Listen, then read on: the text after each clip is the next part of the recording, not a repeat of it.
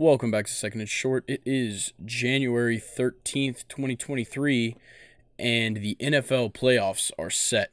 We've got Wildcard Weekend starting up tomorrow as you're hearing this.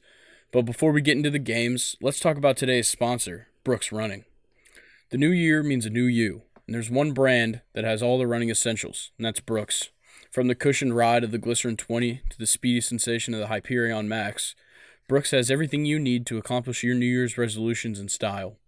Visit brooksrunning.com or your local sporting goods store and get suited up for the new year. Brooks, run happy. And Luke, I just wanted to throw this one in there. They've got a Hyperion Max in Steelers colors.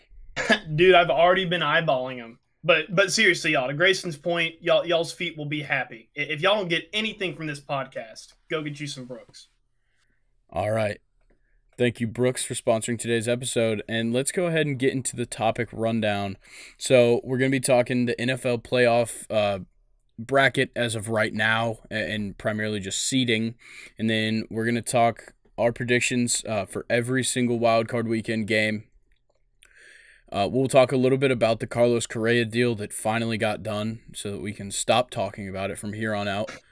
And then there was a MLB.com list that I wanted to talk about that I was extremely mad when I saw. And then we'll talk Premier League weekend preview and then finish it off with Stake Your Claim.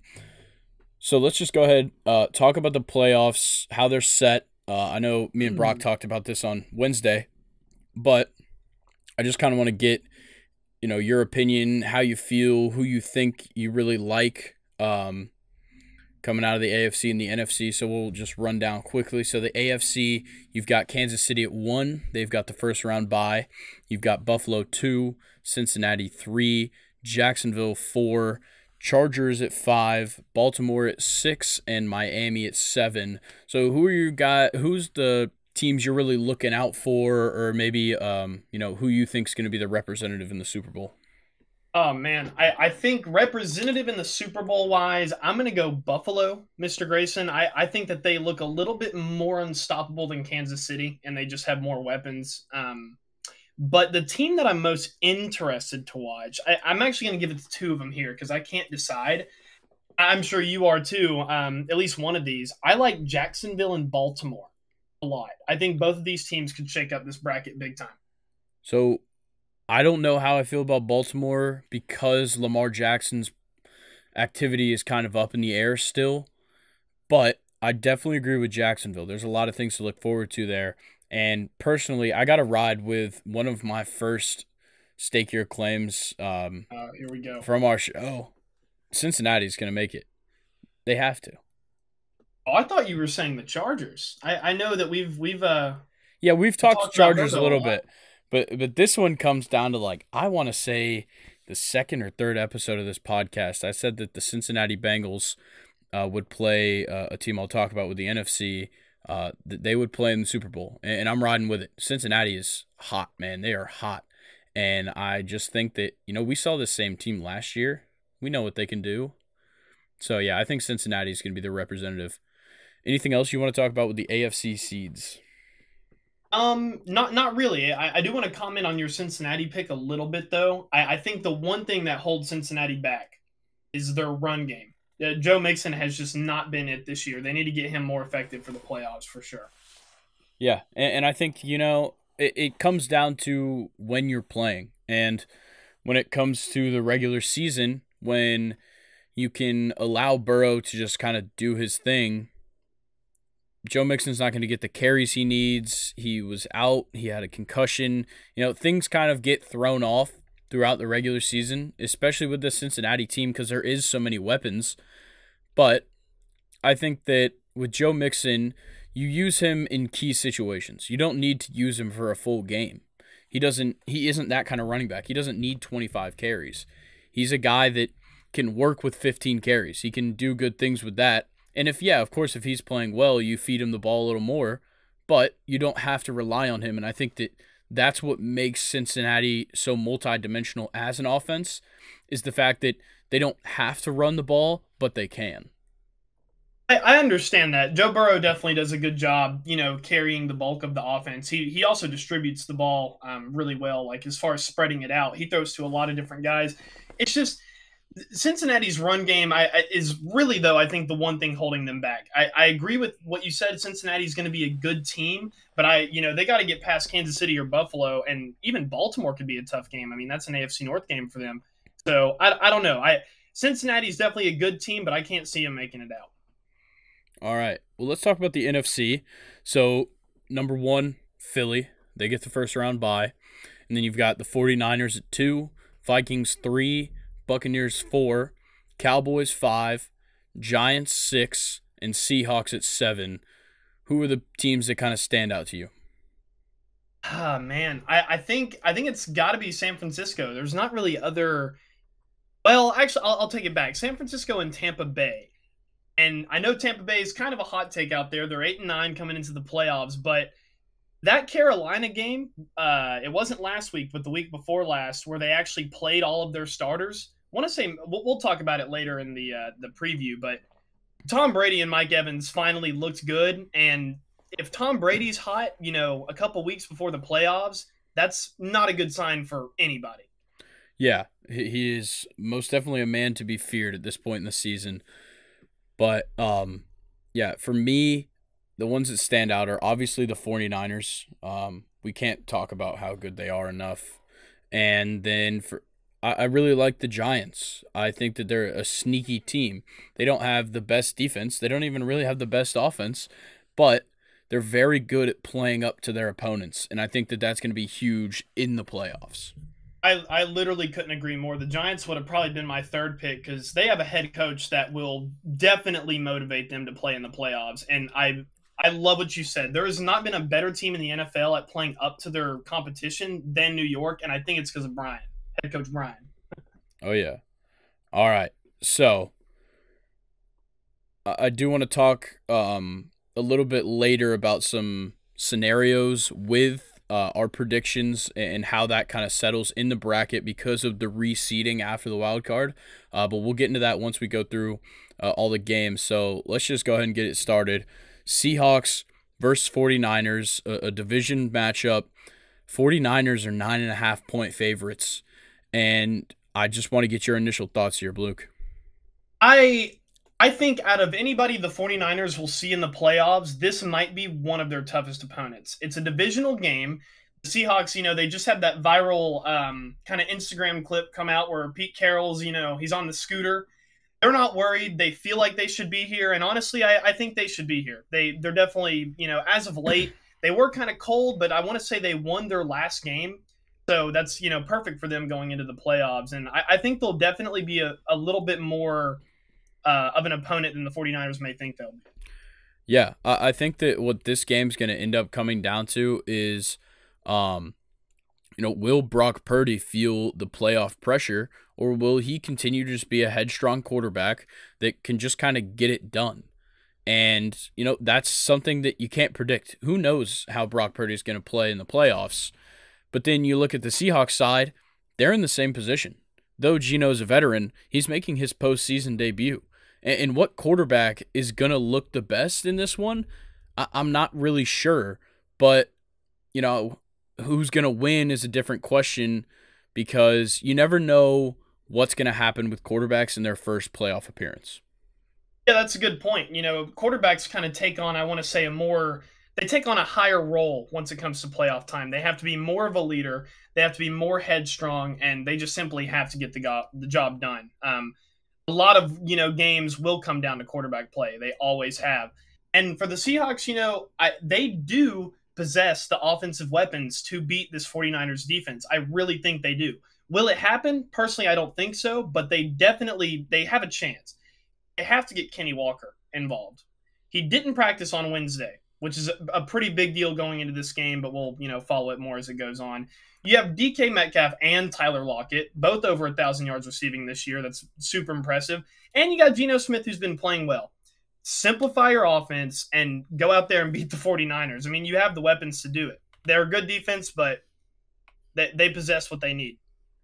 Yeah, and I feel like to kind of go back to the quarterbacks and how I was talking about it, who do you think is going to be the better quarterback in this matchup? Do you think it's going to be Geno and he's going to, kind of continue this resurgence he's having? Or will it be the young, up-and-coming Mr. Relevant Brock Purdy with all those offensive weapons he has? I think just off of it being a playoff game, I think I'm going to go Geno. Just off of the fact that he's older. I mean, this is a huge game for Brock Purdy.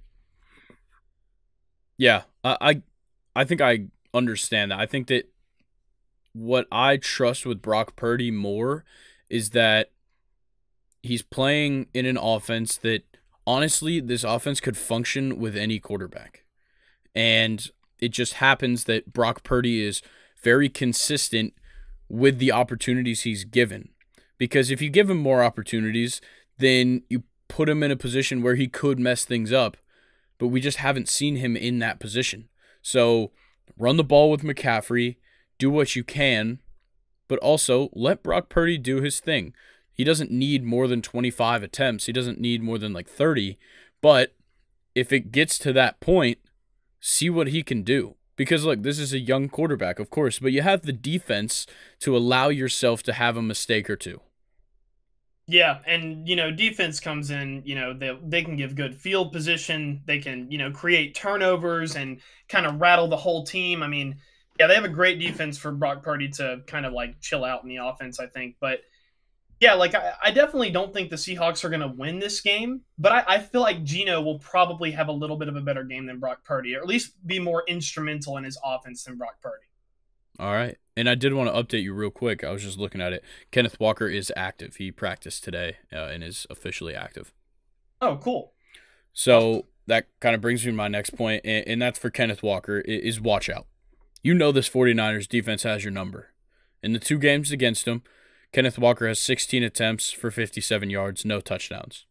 Wow. So with Seattle, they're going to need production from Metcalf and Lockett, but and I'd normally say that that's something to rely on, but last week they combined 7 receptions on 15 targets. So if the ball isn't in their hands and Kenneth Walker's maybe getting shut down, I don't see this Seahawks team putting up much. Yeah, they're going to lose the game. And on the Seahawks side of the ball, we haven't really talked about the Seahawks defense that much, is Tariq Woolen really has a chance to step up here. I could definitely see maybe a Tariq Woolen pick 6 off of Brock Purdy that just completely rattles that entire offense. And I think a play like that could shake up the entire game, but we'll just have to see. Yeah, and I think it's hard to say which team is best suited for a playoff matchup because many of the players that are featured on these teams haven't seen significant playoff runs in their careers. Obviously, the 2 quarterbacks, but on top of that, there's a lot of good young talent on the 49ers that wasn't quite as active in their past runs. And then for the Seahawks, they haven't been there since 21, and that team is super young as well. I just think that the 49ers defense is the X factor here. Because there's no stress on any of these guys to go above and beyond what they did throughout the regular season. Because what they did throughout the regular season was amazing. There's no reason to put the pressure on yourselves. For them, this is just a 3rd matchup between these 2 teams, and I got a feeling the 49ers will take it.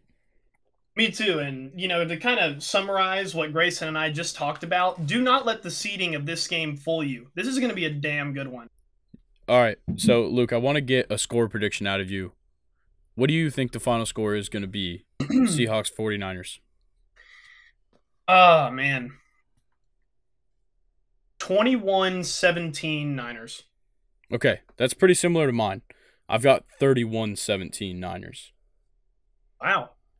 I think that the Niners offense has this, it's not just the creative play calling or the way that they allow the offense to flow through other sources than their quarterback, that, I think that across the board, the way this offense runs, they're going to put up points, regardless of what Seattle brings at them.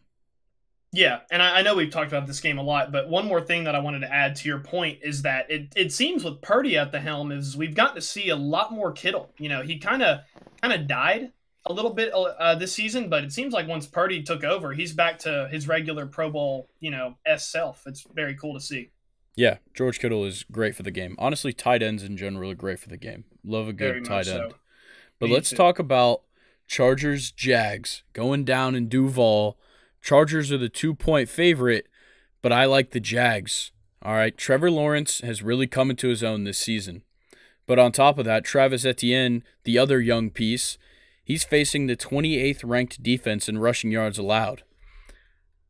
Etienne ranks 4th among running backs in rushing yards over expected per attempt. And I know that's a deep cut type of stat, Wow. but it's a big one.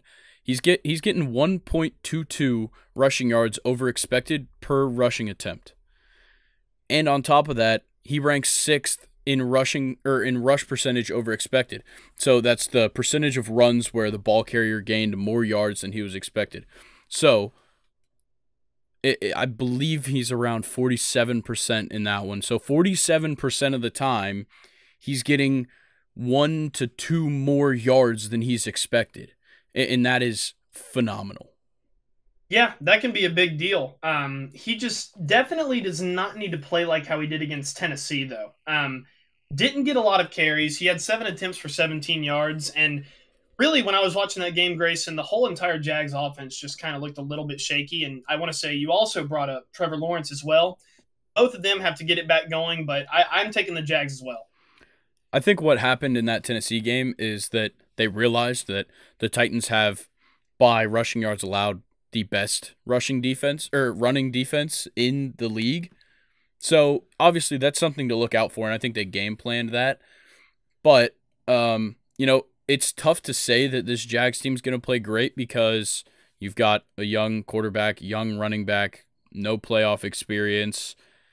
But I think that they have a sneaky trio in the really a sneaky 4 people in the receiving core that can really make a difference with Zay Jones, Christian Kirk, Marvin Jones Jr., and Evan Ingram. They can really put some damage on this Chargers secondary, which is missing J.C. Jackson and has been for a few weeks. And so it's really just Michael Davis and Asante Samuel Jr. at the corner positions and then Derwin James at safety. They've really got to be on the money or they're going to get cooked. Yeah, but shout out Christian Kirk, man. What a season he's had. He's over 1,000 yards this year. That's, pretty damn good. So, yeah, the Jags definitely have the offensive weapons. I just didn't see them against the Titans. They're really going to have to show up for the entire game against the Chargers because if that Chargers offense is rolling, the Jags are going to need to keep up. They, like you said, they definitely have the weapons to do so, but I don't think we've seen as much production offensively from the Jags as we have seen the Chargers. Yeah, I totally agree. I think that the Chargers, their key is to just keep the offense going. Because, yeah, like you said, this young Jags team will inevitably slip up and fall short on numerous drives, and they have to capitalize on opportunities to score, and then they'll win the game. And for the Jags, they've got to put pressure on the quarterback. If you let Herbert have time to throw in the pocket, especially when he's throwing deep, you're in for a world of trouble. I got another deep cut stat here. Herbert's passer rating between the hashes plus 20 yards is 129.5. That's 46.5 higher than league average in that zone on the field. And that's the highest in that spot in the league. So if the pressure isn't coming, the secondary better be prepared. And if the pressure's not coming, if I'm the Chargers, Grayson, I am throwing so many deep passes against this Jags team. I feel like the key to the victory for the Chargers is going to be deep passes, like I just said, but early on in the game. Score quick. I would probably shoot for at least 2 touchdowns in the first quarter because I think over time, if you let the Jags defense grind down and let their offense, score more points while you're kind of, kicking field goals, not going for it on like 4th and, really close yardage on their side of the field, I feel like you might lose this game if it gets to a late point and the Jags are close. Yeah, and I've got a kind of a bold prediction here for my final score. I think it's going to be 38-35 Chargers in overtime. Wow. That'd be a good game. See, I kind of hope that happens. I think that the bad run defense of the Chargers with the solid running game from the Jags, it matches up well for the Jaguars. But this Chargers offense is unbelievable downfield. So there's going to be a bunch of points scored, and the Jags are going to hold a lot of the time of possession. And so in that case, the Chargers won't have time to score. And that's going to be the difference maker here.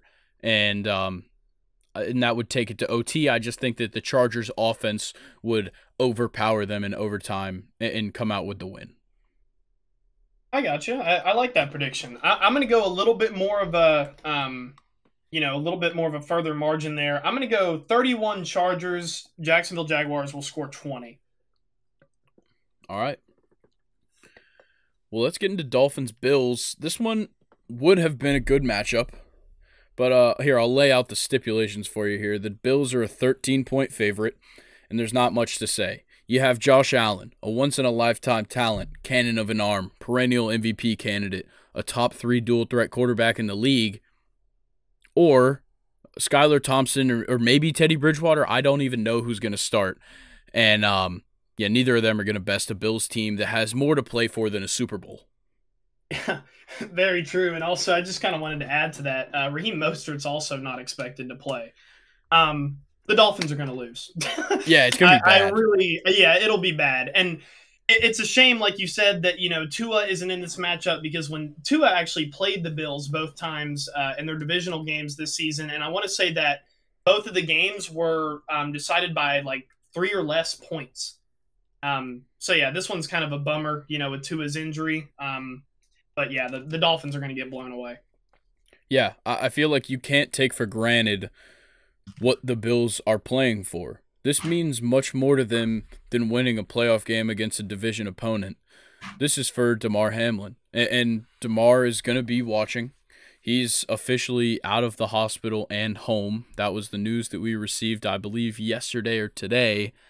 And I think, as we continue to get good news on Damar Hamlin, it's just going to motivate this Bills team to play even better, because they want to get him a ring in this season that has just completely got turned on its head so late. Did you see the story that when Nyheim Hines scored his kickoff touchdown, that he set off alarms in the hospital? Really? Yeah, Damar Hamlin jumped out of his hospital bed and was setting off alarms. Freaked everybody out. That's amazing. Yeah, that's just so good to hear. I'm glad he's out of the hospital. Yeah. What else do you have to add to this Bills-Dolphins game?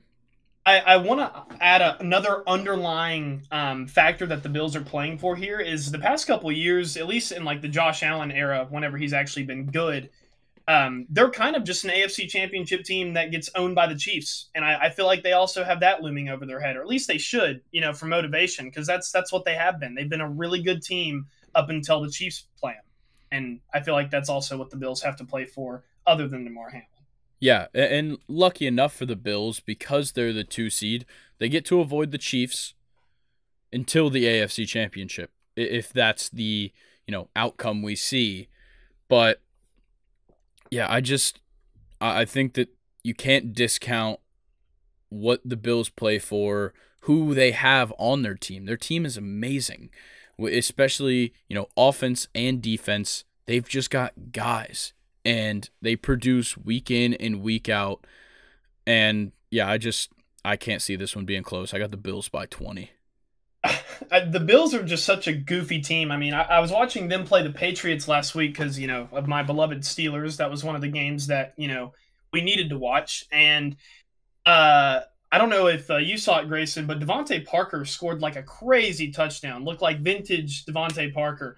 And it was a really long touchdown pass. And literally on the next drive, I'm sure you at least saw this play, is Josh Allen just threw an absolute bomb. Looked like he didn't even step into the throw. It's a 60-yard pass, touchdown pass to Stephon Diggs. The Bills team, all I can say, their offense is literally goofy by how many weapons they have, what Josh Allen can do with his arm and his legs. Bills by 40. Yeah, I don't really have a real final score prediction. I don't either. But I've got a feeling it's going to be somewhere in the Bills score in the 40s and the Dolphins score in the 20s. Yeah, the only way I see the Dolphins having a chance, which they don't, is they still have Tyreek Hill, and I think Jalen Waddle's gonna play. I don't know if his injury designation, but the Dolphins just need big plays really early on in this game Yeah. if that's how they're gonna win. And that's kind of how both of these they both work that way. They both work off of big plays. I just think that the Bills are a lot better at setting themselves up when they can't get those big plays to happen. Yeah, Bills by 40. All right.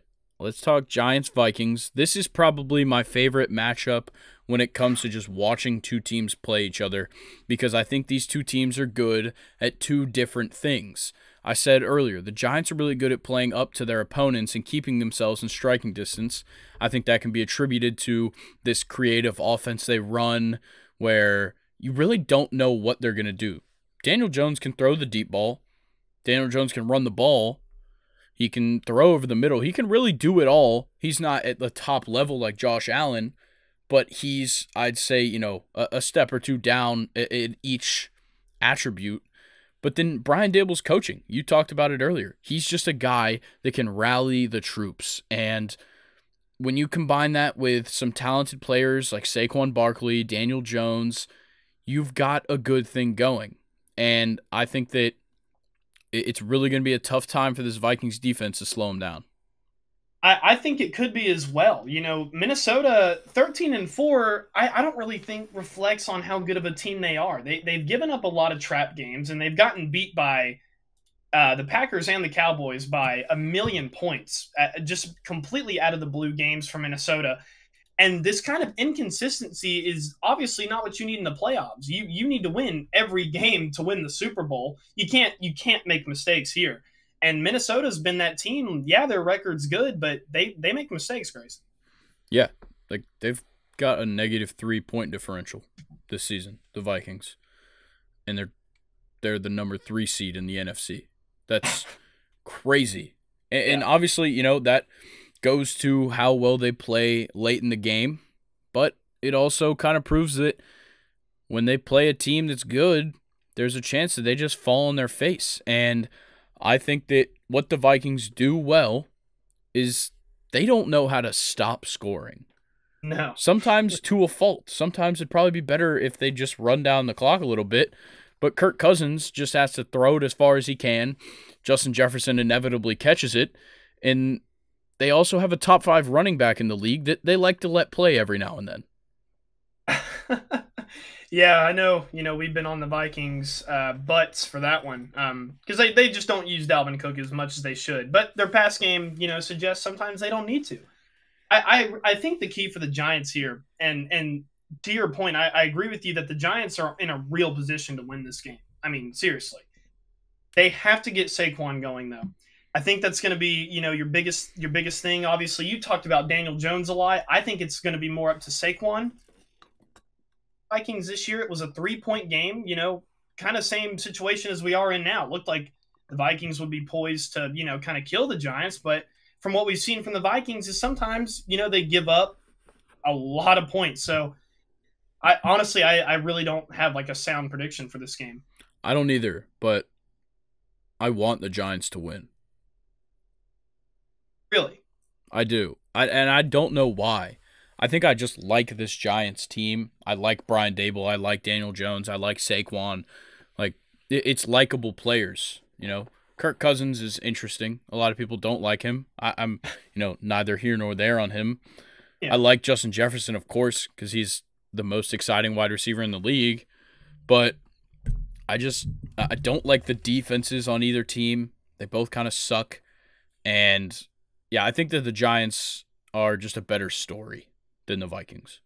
I agree with that. I think I want to see the Vikings win only because of that offense, man. It is so entertaining whenever it plays well. It's fair. Anything else you got to add to this one? We could do score predictions still if you wanted to. I'm gonna go 24-16 Vikings. Okay. I'm going to go 28-24 Giants. I like it. Because honestly, like, even with my score prediction, I'm not even really that sure into it. Because, like I said, the Giants, I mean, they're playing the best team, honestly, I think, for them to match up with here.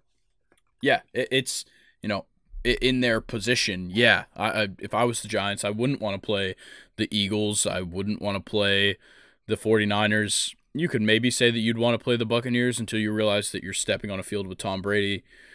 But yeah, I think that this is their best opportunity to get a playoff win. I don't think they're like a true Super Bowl contender. I think they're a Vikings contender.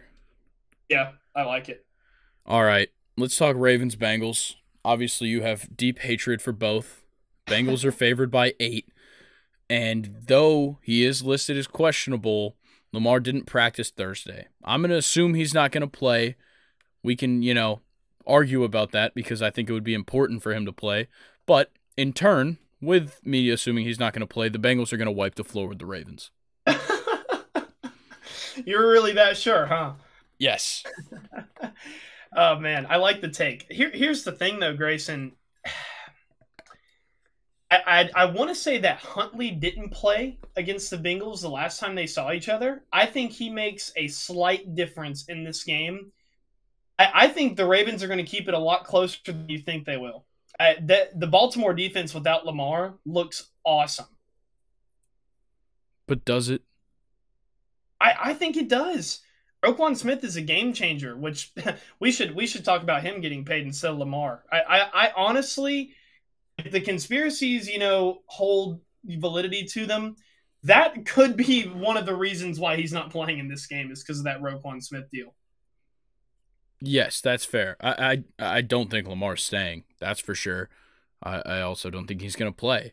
And I don't know how I feel about it. I'm pretty sure J.K. Dobbins is still out. So you're leaving it up to Kenyon Drake and Gus Edwards. Gus Edwards is actually questionable, too. He has a concussion. Okay, so there you go. Even more reason for the Bengals to beat their ass. But I don't know. I can't root for this Ravens team when they played last week with a third-string quarterback, a backup tight end, no Devin Duvernay, no J.K. Dobbins. It's hard to root for this team when I haven't even seen all of their stars on the field at once. Yeah, the Ravens are honestly really lucky to be 10-7 in my opinion. They have really had to grind through a lot of missing players and, like you said, best players not being on the field at the same time.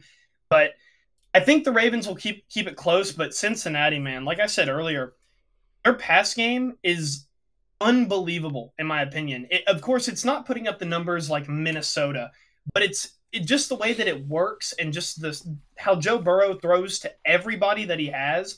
It's awesome to watch. Yeah, and just a little more to really just drag the Ravens through the mud. Let's look at these point differentials in their last couple of wins and talk about what teams they were playing. All right, they played the Falcons in the third to last game. They won 17-9 against the Falcons with Desmond Ridder. All right, next. There's nothing else to say there. Next, Steelers. They win it 16-14. That is way too close of a game. And I'm not trying to say anything bad about the Steelers here. I'm simply saying that the Ravens should put up more points than 16 on the Steelers. Fair. Okay. The week before that, the Broncos, one of the worst offenses this season, they won 10-9. You're telling me that you faced three of probably some of the worst offenses in the league this season, and your biggest margin of victory was 8 points.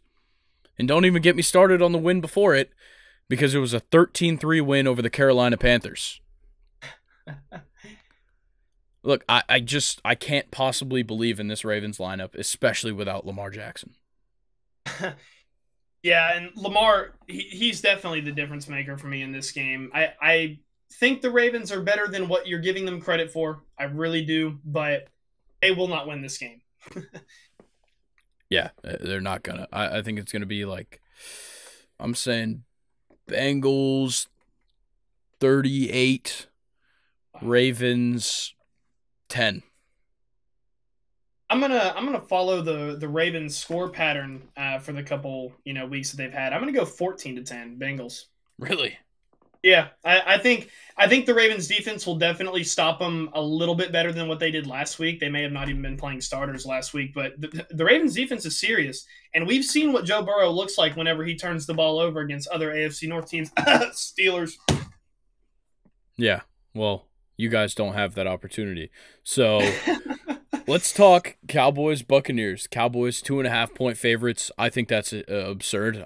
I get that they're the higher seed and they have a better record. Well, Dak Prescott sucks, and the Cowboys suck, and Tom Brady is actually playing well. I don't see how you could say the Cowboys are a 2.5-point favorite. Yeah, the Cowboys, I definitely think have a better, they're a more well-rounded team, but like we talked about earlier, Tom Brady's getting hot right at the end in typical Tom Brady fashion. The Cowboys have never beat Tom Brady, and with Dak's turnovers that we have absolutely grilled him on this podcast for, this is now it's the playoffs, and now you're playing teams that will most definitely capitalize on turnovers. And if anyone will capitalize on a turnover more, it would be Tom Brady. I mean, whether it's a field goal or a touchdown off of the Cowboys turnover, they're going to score if, Dak is turning the ball over. Yeah, Dak, you don't get to play the Texans and the Colts anymore. All right? You got to play a real team. And there's two things that everybody needs to know about this game. Tom Brady has never lost to the Cowboys in his entire career. I believe it's 10, or I think it's 10-0 against the Cowboys in his career. All right? And also, Dak Prescott just throws unlimited interceptions. Literally. There's nothing else to say. Buccaneers 31, Cowboys 17. I'm gonna go 28-17 Buccaneers. Yeah, I just threw in a field goal. It's the only reason it was 31. Yeah, no. Got to get Ryan Sook up in the action. We were pretty close to each other there, but yeah, the Buccaneers team is not a team that I'd want to see. And, to the point of, Dak turning the ball over, it's not the Buccaneers have so many weapons on defense. They might not be kind of playing that well this year, but you're looking at Devin White, Vita Vea, Antonio Winfield or Antoine Winfield. He's a crazy player. They have so many players that could absolutely ruin Dak's day, and I think it'll happen. I really do. Yeah, it's hard to say that Dak is going to do anything in this game when he's had 2 games this season where he didn't throw an interception. Like, that is ridiculous. Yeah, I think the key to victory for the Cowboys is going to be Dak not turning the ball over, but he will turn the ball over, so I hope that they use Tony and Zeke a lot in this game. All right, so let's talk kind of how our predictions would look in the divisional round coming up next week. So what were your 3 AFC winners? So the Chargers and the Jags, you had the Chargers, correct? Yes. Okay, and then you had Cincinnati over Baltimore? Yep. And then Buffalo over Miami? Of course. Okay, so you would have Chargers-Chiefs in the divisional round, so another divisional matchup. There's so many divisional matchups in these playoffs. But, okay, so Chargers-Chiefs and Bengals-Bills. The game that was supposed to have already happened is yet to happen. And, I think that Bengals-Bills matchup will be extremely interesting. I think the Kansas City Chiefs would probably beat the Chargers. But, yeah. I don't want to give full predictions until we see what happens this week, because you never know. Yeah, but man, would a Bengals Bills game be just so awesome to watch them get to actually rematch? Not only is it awesome teams, but with everything that happened with DeMar Hamlin, it would just be so cool to for those two teams to finally finish that game. I feel like it could bring a lot of closure to the NFL, maybe. Yeah, well, I'm sure that the NFL doesn't care The teams care and the fans care. The league office doesn't. But well, I meant like the NFL is like a community. Yes. Like fans. Yes, the teams, NFL community would care. Yeah. The league just wants as much money as they can, so they love that matchup. Oh, yeah, for sure. All right, let's go to the NFC. So, the way we've got it, I think we both had Tampa. Yep.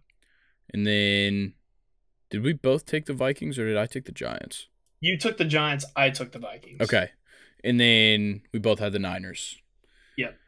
So, that means that in mine, it would be Philly versus New York, another divisional matchup.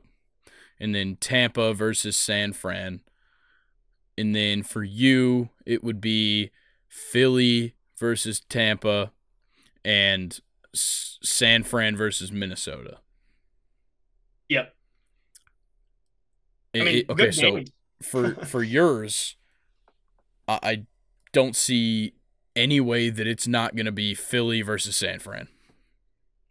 You don't think Tom Brady could beat Philly, depending on how he looks against Dallas? No, I don't think so. Well, there's a man that can do it. Well, I've got one number that I want to tell you, and that number is 15. All right, and that 15 is how many more sacks Philadelphia has than the rest of the league. No other team. I love how you brought up that stat. 70 sacks. The next team had 55. That's ridiculous. Look, the Eagles are going to get all over Tom Brady, especially with this beat-up offensive line they've been playing with all season. They're not going to hold back, and that Philly pass rush is going to eat them up. Do you think the Giants have more of a chance to beat Philly than Tampa does? I do, because it's a division game. Yeah, that would be my only thing too. And I mean, to your point, with the sacks, is Daniel Jones obviously is more mobile. But see, here's the thing, and this is kind of just like Daniel Jones versus the Eagles and then Tom Brady versus the Eagles, is do you want the quarterback that would probably be more calm after being sacked, or do you want the quarterback that would probably be terrified but avoiding the sacks? I think that's kind of the difference there. And as far as Brady versus the Eagles and Daniel Jones versus the Eagles. Yeah, I think that's a great point in that Daniel Jones would probably take it better. I just think that there's things that you can't see on a stat sheet with a divisional matchup. You know this the best because the AFC North is just a toss-up in every divisional game. That is true. It's that, and they don't call it the NFC Beast for nothing. These guys just slug on each other twice a year for every year that I've known. And I think that it would go to this again. I know that the Eagles beat the piss out of the Giants earlier this season, but I think that this Giants team has made huge leaps since then. Yeah, and Brian will definitely remind them if they're the ones going to Philly, he'll remind them about how bad they got beat, and they'll definitely be ready. But Philly having the first seed and them potentially, only having home games up until the Super Bowl, well, they will because they're the first seed, but that is just such a disadvantage for any team that plays Philadelphia, because that place, Lincoln Financial Field, will be rocking for the playoffs. And yes, the Giants have played there a lot. So, they'll kind of be accustomed to it, and this is if they beat Minnesota, but it'll be a good game regardless. Yeah, I think it will. And what's going to help Philly a lot is that with this extra week off, you give Jalen Hurts some time to get a little bit better with that shoulder injury. So yes, maybe he can run the ball a little bit more and not be afraid to get tackled. Me and Brock talked about it on Wednesday that every time that Jalen got tackled in that last game, it seemed like everybody on the sideline just looked away, hoping that he didn't get hurt. Oh, wow. And then you have Lane Johnson, who has been out the last couple of weeks. He said he's coming back for the playoffs. He's not going to get surgery until the offseason.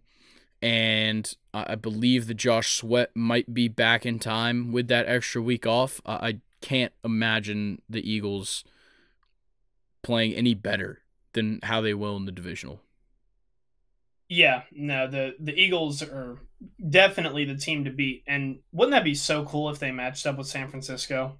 That'd be Oh, awesome. dude, I'd love it.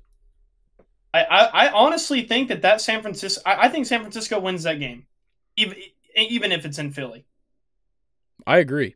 I If think that that happens, because of how consistently good their defense is and how it's not just that, they have a good pass rush or they have a good run defense or they have a good secondary. They have all three of those. It's not an yeah, or, it's an and.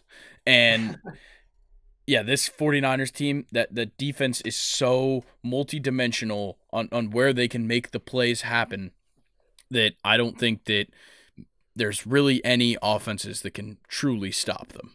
no.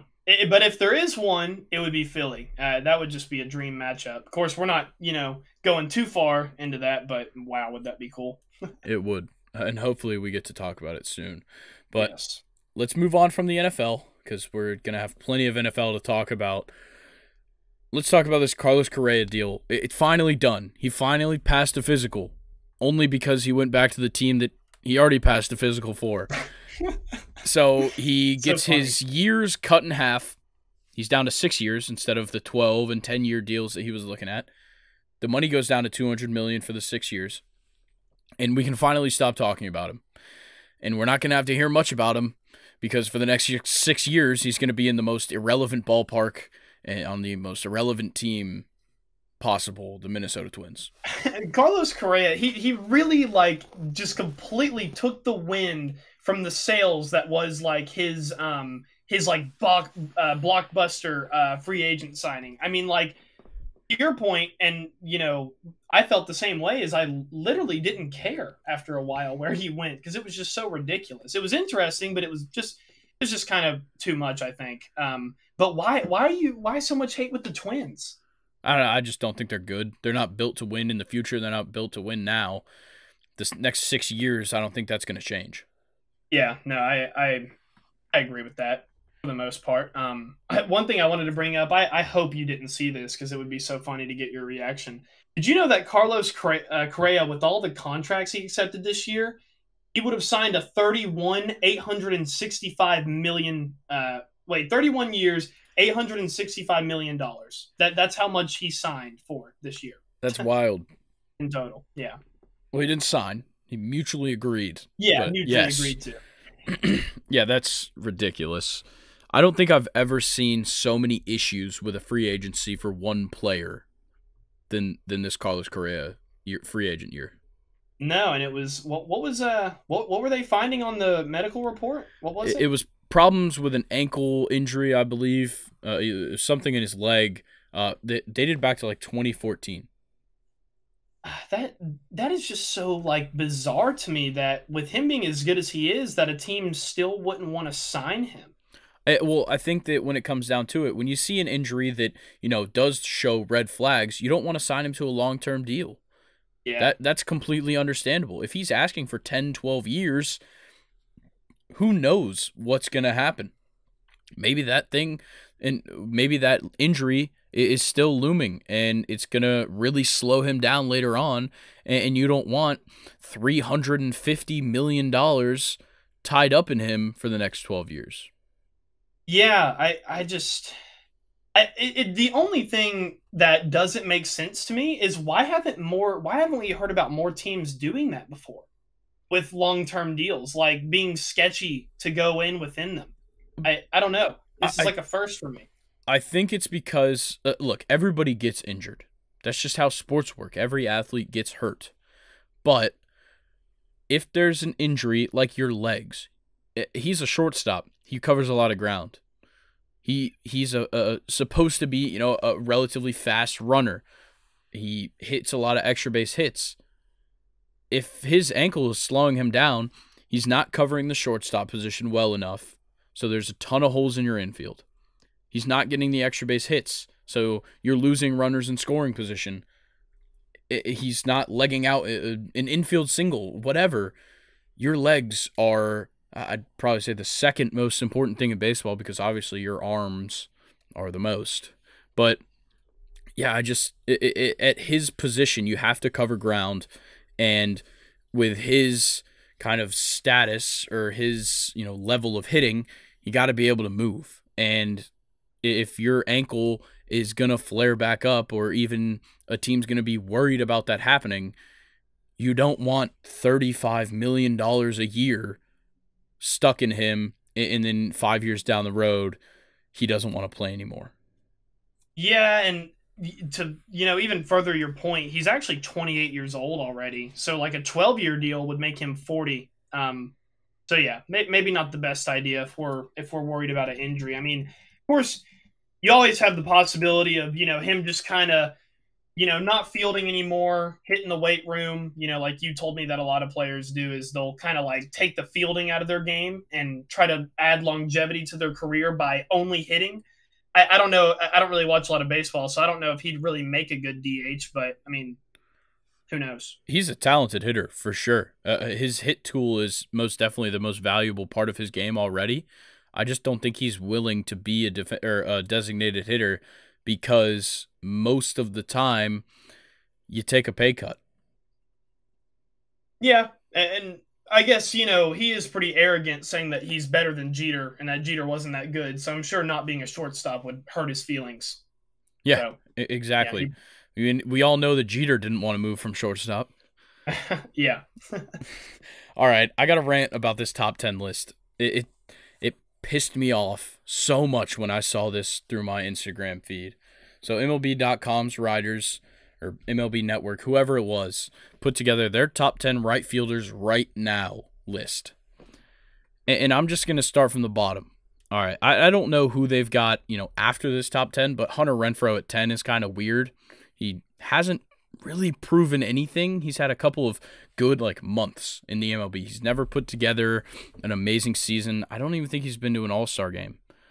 Whatever, 10 doesn't matter to me. It's more about 9, and then another one I'm going to talk about. Number 9, Fernando Tatis Jr. How in the hell are you going to say that he's one of the top right fielders right now? He hasn't played a game since last year, not last year, the year before last, and he only played 10 or 15 games in the outfield, and he sucked in the outfield. Obviously, he can still hit the ball. He hits for some of the best exit velocity in the league. He also strikes out a ton. You can't say that he's a top 10 right fielder when you can't even catch a fly ball.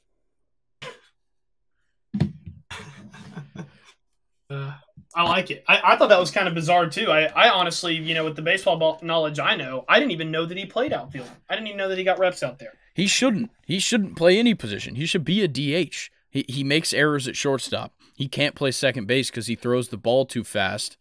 He can't play third because Manny Machado's their third baseman.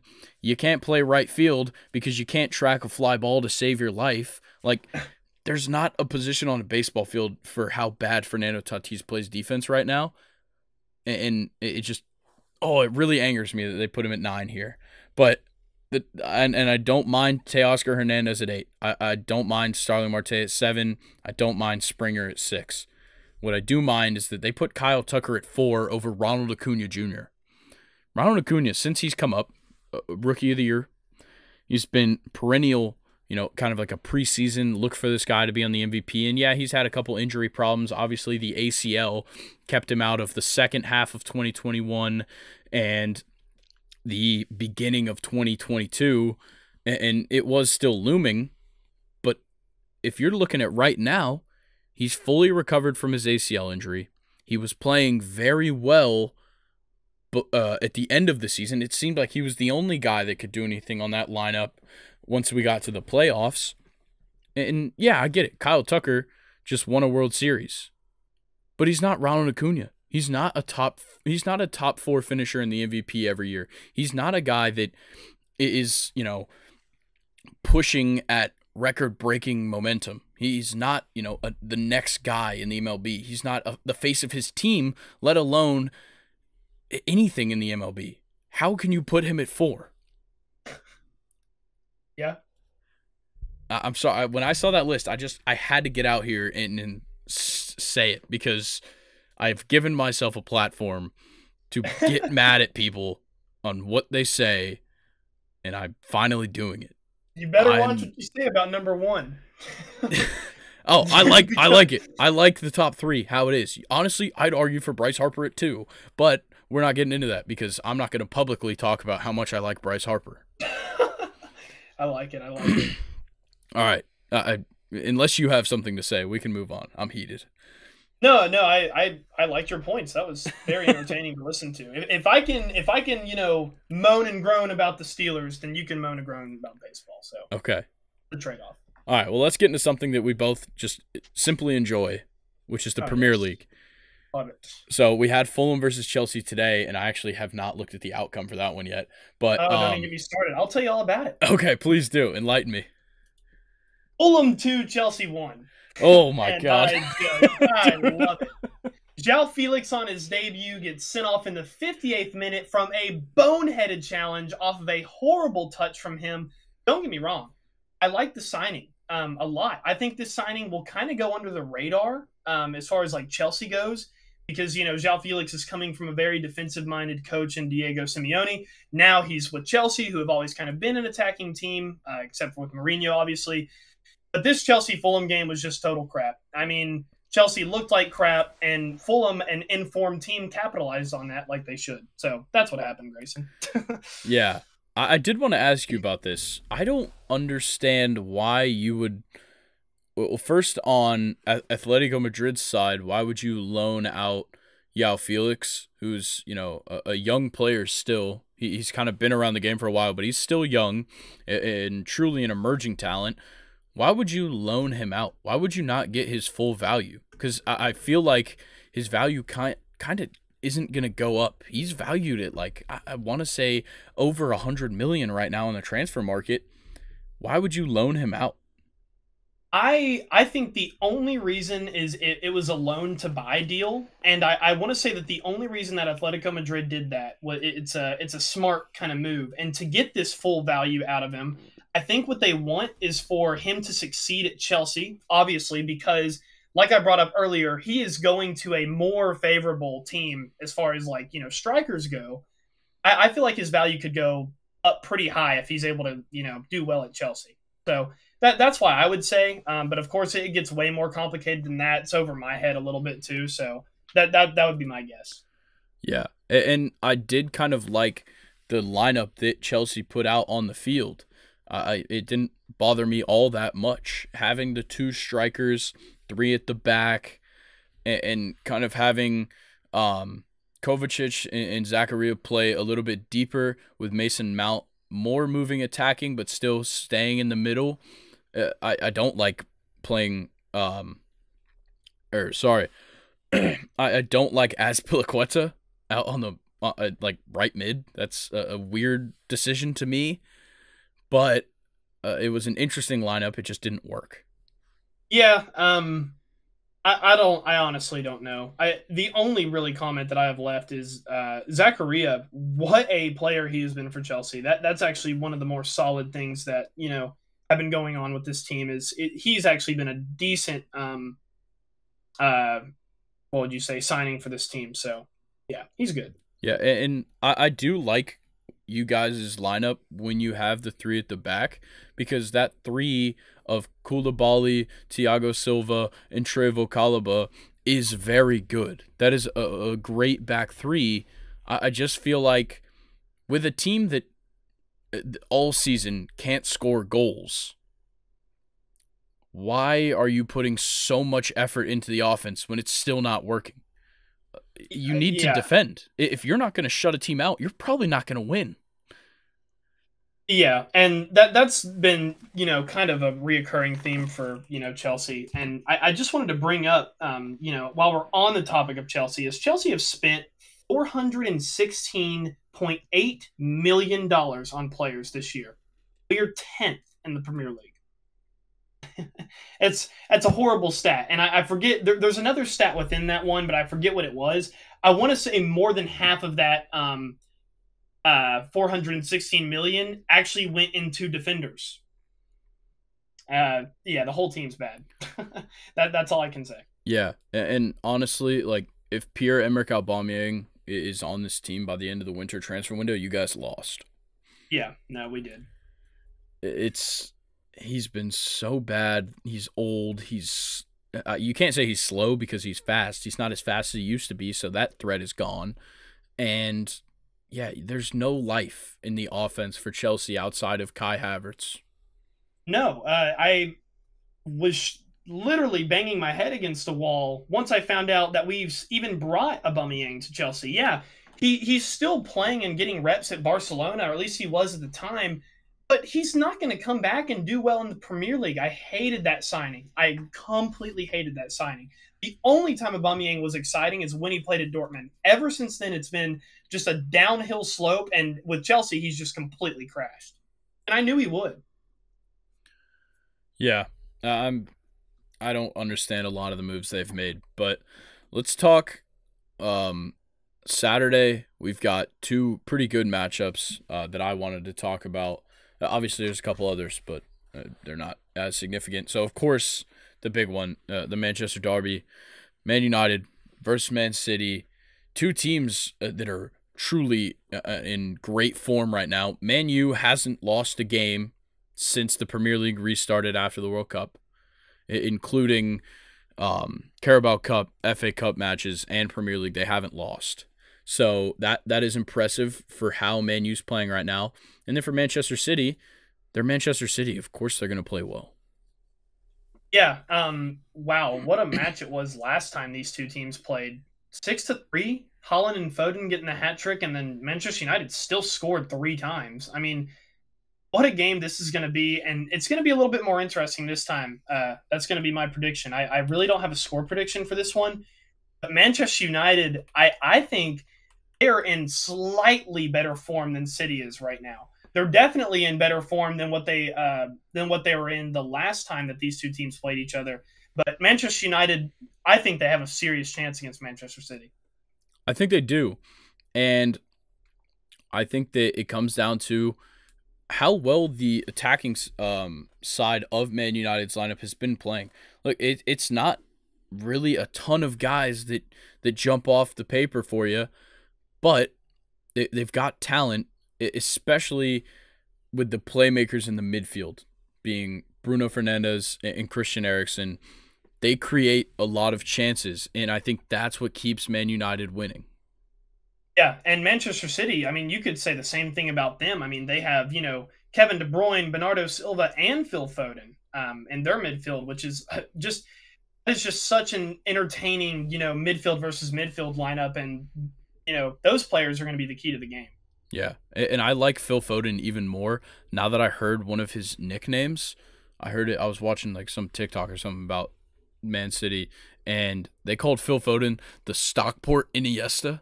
I think that is such a great nickname for Phil Foden. And yeah, so I love him even more. I think he's going to be the X factor in this game solely because I heard that cool nickname. Oh man, I like it. Manchester City, earlier going back to what I said about them having a little bit, less of good form as compared to United, at least right now. I did want to bring up this, is that City just came off of a 4-0 win against Chelsea in the FA Cup. Here are some of the people that didn't play for Manchester City as they completely dismantled my team. There was no Holland, Ederson, De Bruyne, John Stones, Nathan Ake, and João Cancelo. So, depth, everybody. Have depth if you're an English team, especially because, the Cups are coming. There are a lot of games back-to-back, which, they rested all of those players for this game. And that's, that really kind of goes into their favor there. Holland could score many times against Manchester United. I mean, he's fresh. He's already scored a hat-trick against him.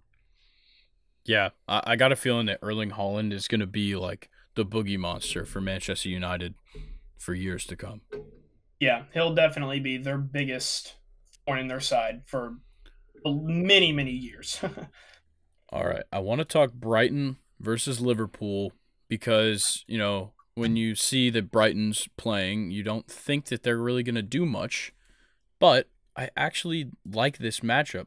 Brighton is playing pretty well. They've got an interesting side that they score goals, and though the defense isn't great, it's pretty good. The way they stack up next to each other, Brighton has scored 32 goals and they've given up 25. Liverpool has scored 34 and given up 22. So obviously Liverpool has the edge there in goal differential, but I think Brighton's a surprising team that could definitely keep it close, maybe get a draw, maybe luckily get a win over Liverpool.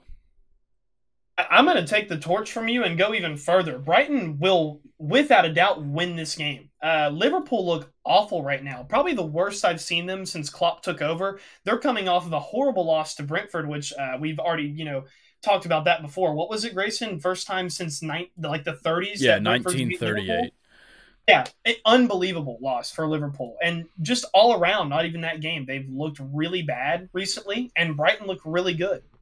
Yeah, like Liverpool drew Wolves in the FA Cup. Like, that is bad, dude. Wolves sucks.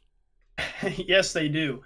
And if Brighton, and this is still a good chance for Brighton to prove themselves, because at the end of the day, it is still Liverpool. They have big names. They have a good coach. They're a good team.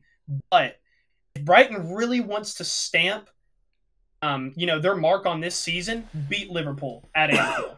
Actually, it's not at Anfield. Correction. It's at Amex Stadium. So it's even played in Brighton. So, yeah, I mean, just what a mark they could leave on the whole league if they beat Liverpool here. Yeah, I do think that they've got a chance. I think it's going to end up being like a 2-2 draw. I'm going to go 3-1 Brighton. All right. Actually, 3-1 Brighton. 3-1. All right. Let's talk a couple of the matchups on Sunday. So we'll start off with Chelsea versus Crystal Palace because I just want to hear, what you have to say with what's been going on with Chelsea. Obviously, we just heard what you had to say, but how do you think they're going to match up against a struggling side themselves with Crystal Palace? I'm going to pass on this question. No, I'm just kidding. I just hate talking about Chelsea these days. I think Chelsea are going to lose. I really do. Of course, João Felix won't get to play because he's, red carded now, or at least it is a Premier League game, right? Yeah. Yeah, okay. I didn't know.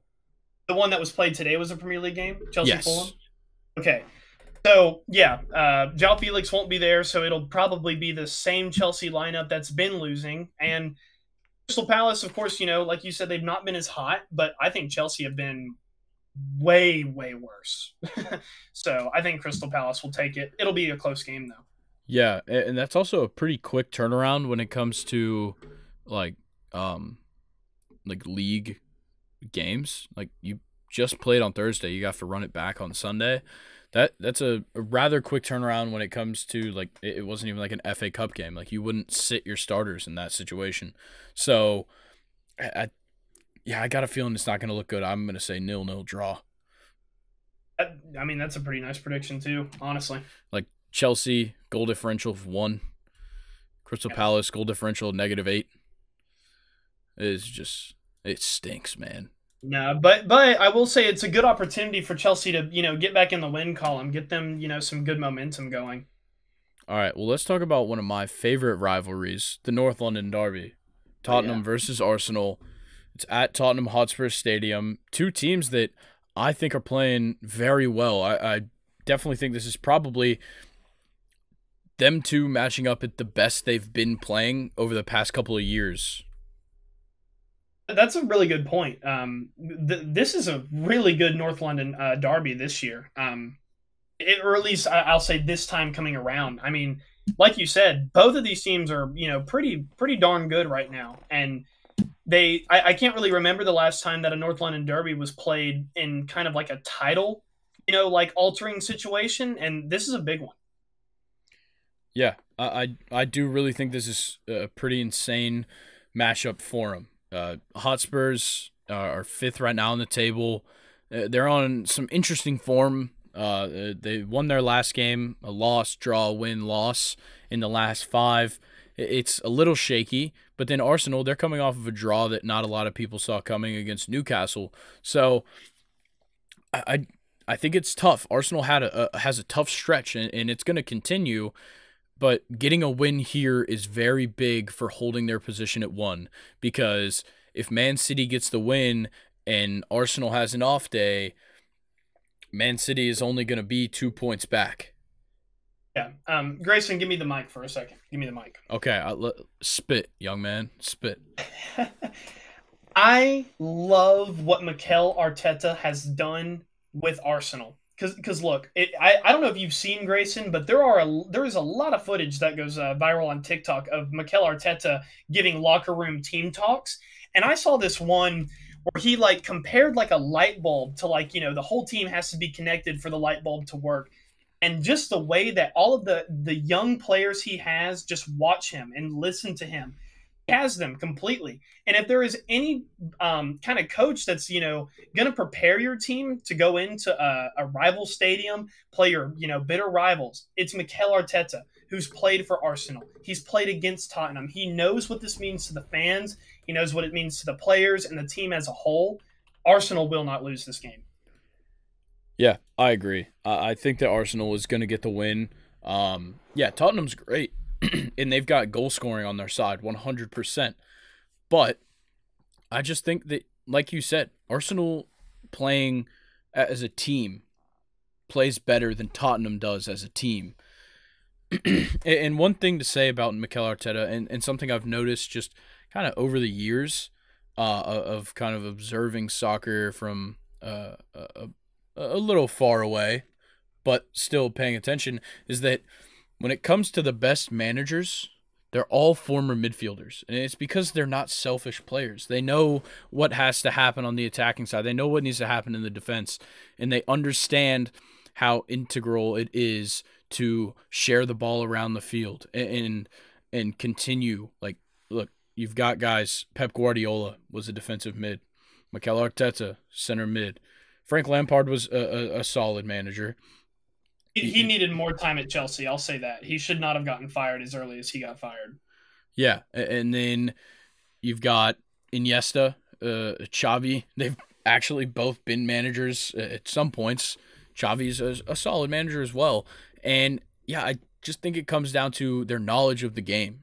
A central mid, they see everything that goes on the field. Their eye is always on where the ball is and what's happening and what their next move is, and that's what makes them such great managers. And I think that's what makes Mikel Arteta one of the top managers right now in Europe.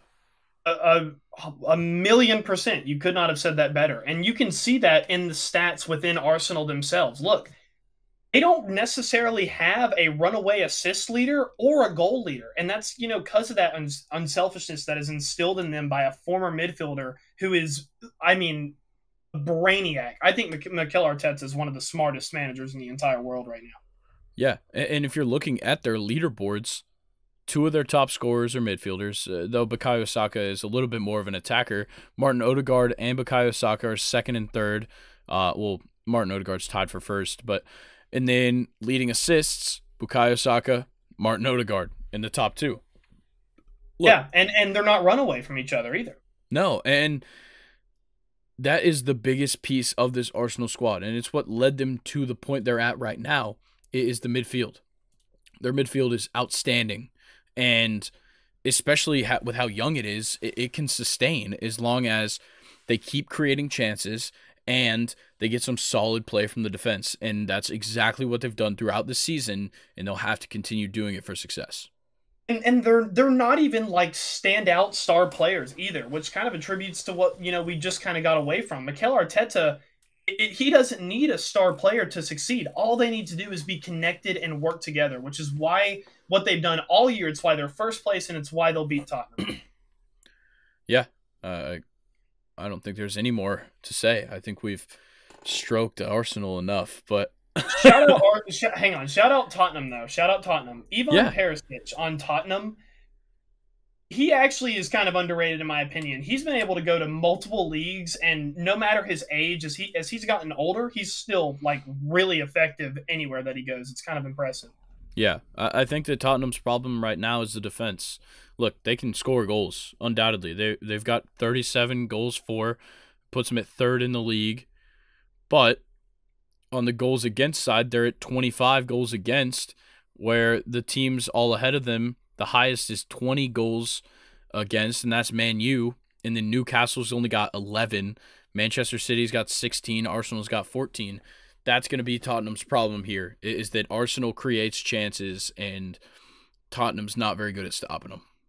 Yeah, Tottenham does not have a defense. They're a very top heavy, kind of one dimensional team, and that I will say more so in the NFL. You have one dimensional offenses in the NFL. Sometimes they can do well, but they normally don't. In soccer, though, one-dimensional teams can still play well. They can still be high on the leaderboard, but they'll never be top three, and that's kind of what Tottenham are. They definitely have a top two, I would go as far as to say, lineup as far as their forwards go, but their forwards cannot cover the mistakes that their defense makes. And I think with how good Tottenham are doing this year, it attributes to how good their forwards really are and how bad their defense is. The forwards carry the whole team.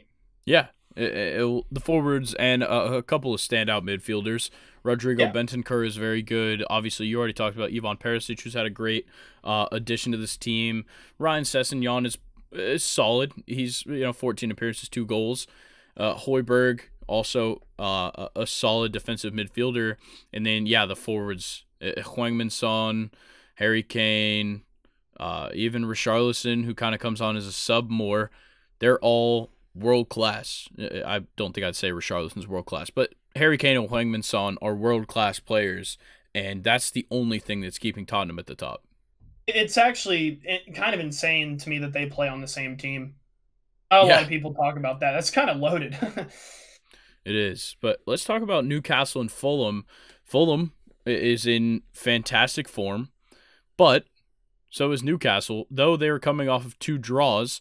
One draw against Leeds, that one's a little bit tough, but the draw against Arsenal is outstanding, and the thing that's even more outstanding is that Newcastle has only conceded 11 goals this season. That's 11 goals in 18 games. Yeah, and they have goal-scoring threats on top of that, too. And they have a very good team this year. Yeah, like Nick Pope has 10 clean sheets.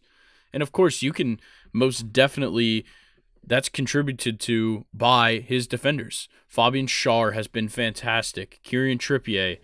And then, the list goes on. Dan Burn has been a solid defender for them as well. But, like you said, they've got the attacking and the playmaking ability on top of it. Miguel Almiron, who we have just raved about, as Atlanta United fans. We love the guy. 18 appearances, 9 goals and an assist. And then... You've got Joe Willock. You've got Sean Longstaff, who's been playing a ton of matches and just continues to make the lineup, continues to make his contributions be known. And look, the midfield creates the chances, and the guys up top finish them. Joe Ellington, he's playing okay, not great.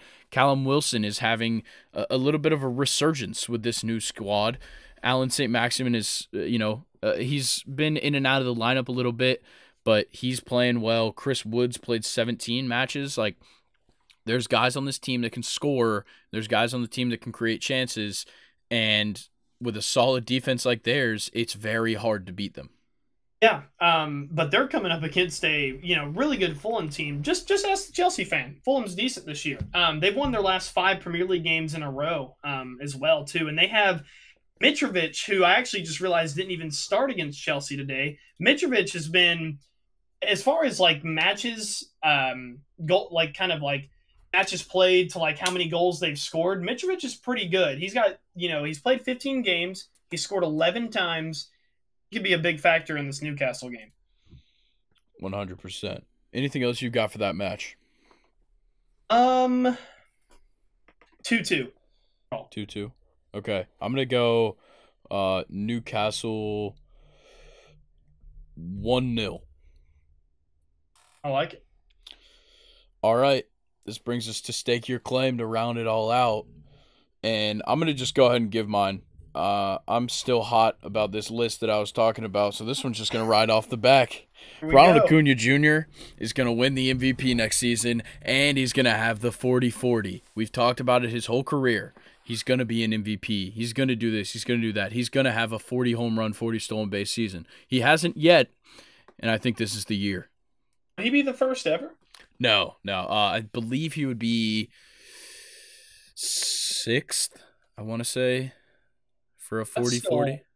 an elite list. He's a young guy too. He could I could see Ronald Acuna doing it multiple times. Yeah, he's got that kind of skill. Look, Yeah. we haven't seen him at his full base running potential in the last couple of years because of the ACL injury, but in that 2021 season he was off to a hot start, and I think that 2023 will be no exception. We just need him to stay healthy. Yeah, and I'll even admit, as a non-Braves fan who's lived in Georgia his whole life, Ronald Acuna is just simply not talked about enough, and I don't think people understand how good this guy is. I definitely in the future, 40-40, definitely could see that happening. I think he'll be also the highest paid baseball player of all time in his career. Not if he stays with the Braves. You know how stingy we are with our contracts, but That is true. That is true. Look, right now we've got him locked up fine, and I'll gladly be okay with what we've got for right now. But we can splash on him later. That's fine. But for now, he's not getting paid a lot, and I'd love to see a lot of production out of him still. So, there's nothing that's going to tell me he can't do this. Everybody talks about how he can. It's just injuries or, another player on the team leading the way like Freddie Freeman did in 2020 that kind of overshadows Ronald Acuna. Yeah, but, with Freddie gone, Acuna healthy, he's definitely the new guy. And just what a player. I love Ronald Acuna. Yeah, he's the face of Braves baseball now. Because it was Freddie Freeman for a long, probably since Chipper retired. It's been Freddie Freeman, and then last season, and for the last couple of seasons, because Dansby was a local guy, at least in Georgia, he was kind of the face of the Braves, and it's Ronald Acuna's time. Look, to me, Ronald Acuna has been the face of the Braves since he won the Rookie of the Year. And it's now much more evident. There's kids walking around every day in Ronald Acuna jerseys. When you ask a kid who their favorite Braves player is, it's always Ronald Acuna. Like, he is the guy in Atlanta. And it just so happens that the Braves are one of the top teams in the MLB. And I want to even say that some stores in Georgia carry yellow Ronald Acuna, what would you call it, padding, like elbow shield. Yeah. Like shin guard. Yeah, I want to say they even sell his colorway. Yeah, it's extremely popular. I know his Franklin batting glove deal. Those yellow batting gloves, they fly off the shelves, especially down here. Just about half the kids in a rec league are wearing those batting gloves. And it's because Ronald Acuna's face is on the package. Do you think he's on his way to seriously being the greatest Brave of all time? I don't think anybody could possibly take that away from Hank Aaron in my eyes.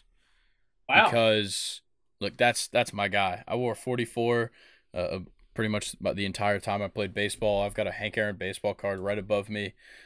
He is my guy. And I think that, he's the clean home run leader.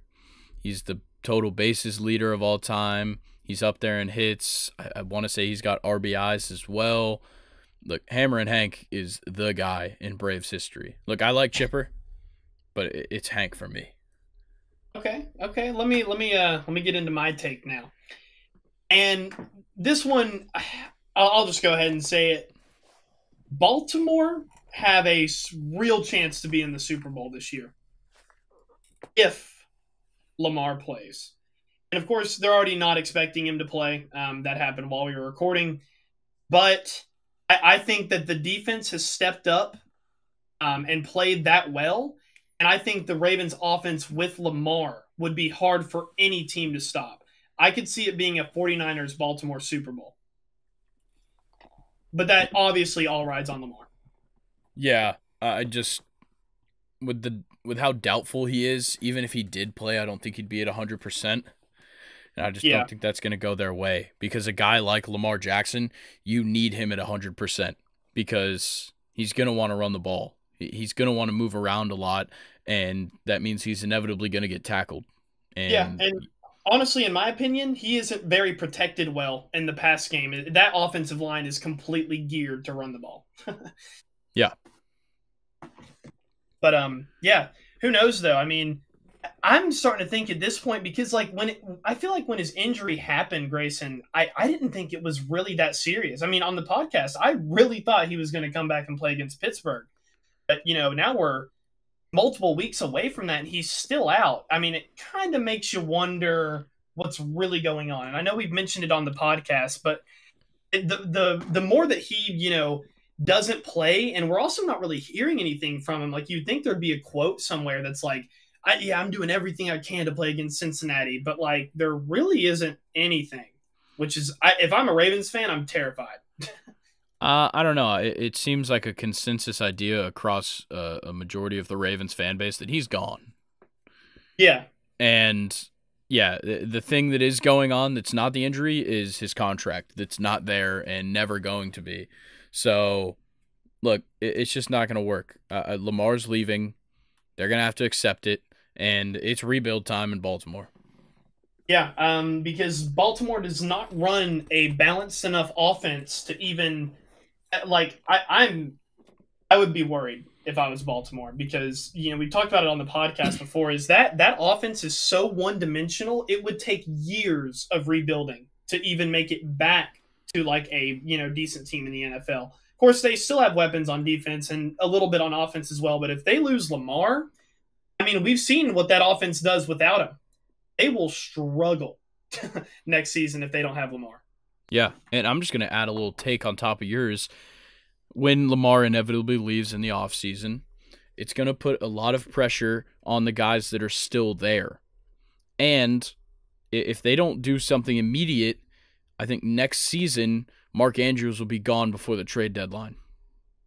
Yeah, and that would hurt them even more. He's an awesome player. Yeah, look, tight ends don't want to sit around with no quarterback. Yeah, it's just not going to happen. Not a guy like Mark Andrews. The guy's, I guess you'd probably say top 5 tight end in the league. It's not a position you want to be in as a tight end because look, it's a tough position, man. You got to catch the ball, you got to block, and if you don't do it perfectly, you get ridiculed. And it's hard for a tight end to be successful when you don't have a consistent quarterback. So I think Mark Andrews might be gone if Lamar leaves and they don't do something quick. Yeah, and I would say this season, Mark Andrews and Travis Kelce are my top 2, obviously with, Kelce being first. But, with Kyle Pitts not only being hurt, but, not really being involved at all when he was healthy. Plus, you have Kittle, who's just now finally starting to emerge. Mark Andrews is a top 2 tight end. But, yeah, Baltimore, I think that their defense is that good, kind of going back to my take, that if they had Lamar, they would make it to the Super Bowl. I really do. But if they don't have Lamar, it'll be a tough game against Cincinnati. Yeah, I don't think he's going to. I think that whether he's healthy or not, which we know nothing about. Look, they're saying he's not practicing. Who knows if that's because of the injury? Maybe he's just like, look, I don't want to play here anymore, and I'm hurt. You can't tell me otherwise. Where do you think Lamar would sign? I pray it's the NFC. I don't even care where he goes. Just pray it's out of the conference. I don't even know because I don't know who wants to throw that kind of money around when you're going to have to completely rebuild your offense. I would say Denver, but, they are handcuffed to Russell Wilson, and yeah. I think it's hilarious. And those are some strong cuffs, and they threw the keys away too. Yeah, I mean, swallowed them, threw them away. Yeah, the keys are gone. Man, I don't know because you also need somewhere that's built for a fast-paced offense, so you got to have a defense with some stamina. It's tough to find a landing spot for him. I don't think I could really say until we see the offseason and maybe we see what teams are interested. Could you imagine Lamar on Denver this year? Oh, dude, it would have been awesome, especially with a healthy Javonte Williams. Yeah, and to your point, that's a defense that has more than enough stamina. That was one of the best defenses in the league for a while. Yeah, I do think that would have been a good landing spot, but like you said, yeah, they're stuck with the dangerous Mr. Unlimited. Let them cook. Yeah, sure. Oh, Lord. All right, Luke, do you have anything else for the people? Whenever I would do this part, I would say Steelers in 7, but no Steelers in 7 this week. They're out, so nothing to say. They'll get them next year. They have a bright future, but yeah, no Steelers in 7. It's all right. You guys get another, halfway, a halfway in the first round draft pick. You'll be okay. Yeah, I'm excited about the Claypool draft pick too. That's going to be we draft well, so I'm excited. Yeah, that is one thing that the Steelers do extremely well is the draft. But before we leave, y'all, I just want to say thank you again to Brooks for sponsoring today's episode. Make sure you visit brooksrunning.com or your local sporting goods store to get suited up for the new year. Thank you again, Brooks. All right, Luke, I think that'll do it for us. Let's get out of here. Go get your Brooks, y'all. All right, peace.